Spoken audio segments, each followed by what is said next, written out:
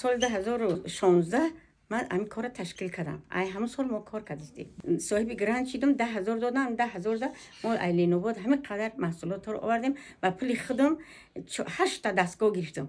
8 تا دستگاه، 2 تا دستگاه خریده بودم، 3,000 6,000 شده. همون 10,000 رشته هم با پول خدمت همین دکانا به مهنت خدمت به مهنت فرزندم. همین آدرس هر آدم نمیتونه، فقط خوجندیا که کار میکنن و یا میدونن. ما میریم میبینیم حیران میمونیم.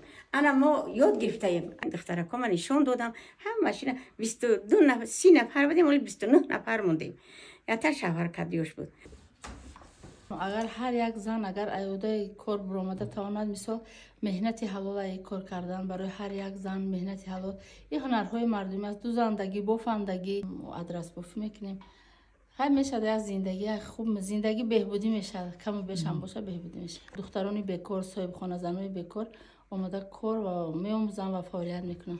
همون متری همون من هر یک کنوش 5 متر 400 متر یا خلاص 300 متر نگاه میکنم. متریال دوخت متریال کو ارزنده های. ما دیدیم اینکه چه مثال اگر سس باشه اینا سخت اخشروه. اینا می ادلسو همش دست بافن. مهنتی دست ما. دستی زمین دخترکاه. دختراست همه 100% یاد گرفته. من نباشم من میبافم. اگر یا جوش خطا شود با میان میگن وکی اینجاش خطا شد یا میبینم میگم نه رشته را ببرونین اثر بود.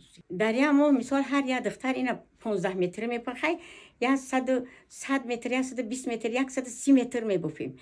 تو اگر این تابستان در روزه امی یک ماده 29 نفر میان 15 متری 17 متری خیلی 6 متر یا خیلی 8 متر میپخای خیلی میشه 180 متر 200 متر میبافن. یا نقشان خیلی 60 میره 70 میره همه پول ماده 30 میمونه 20 میمونه. رنگ برمونه پولش میگیریم و میفروشیم. این آدرس اوقا فایده بسیار هم نمیبینی. بچه جان اگه خیلی بگید درآمد یکی که پول بسیار بیای نمیاد. نکی روزت میزگرم 1 کیلو شکر قند میشم بس. هر یک متریال ماده مثلا 15 میمونه 10 میمونه بسیار نمیمونه. رنگ میره و اوده رشته یک 360 دانه سوزن رشته میزگرونیم. اون رشته رو من میخرم، رنگ میخرم، همه را الینوباد خریدم یورم. اینجا نیست.